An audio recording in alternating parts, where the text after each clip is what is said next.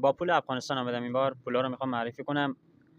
پولای افغانستان یه ارزشی داره، یعنی هر عددش یعنی ارزشش بالا است، ارزش پایینی نداره.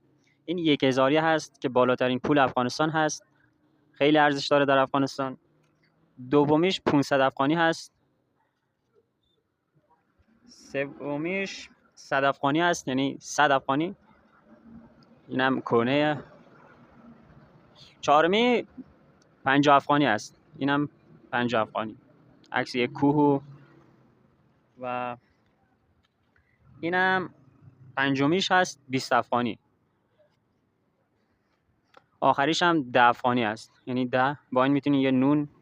و خیلی ارزشش یه خورده پایینه، این پایین ترین چیش پولش همینه.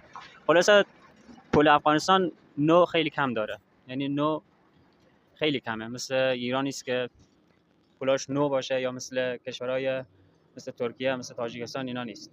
کلا پولش چاپای قدیمه، یعنی با همونا رو به گردش در میاره. خلاصه اینکه هر تجربه‌ای که دارم به اشتراک میذارم، امیدوارم که لذت ببرید. دوستتان دارم. خدا نگهدار.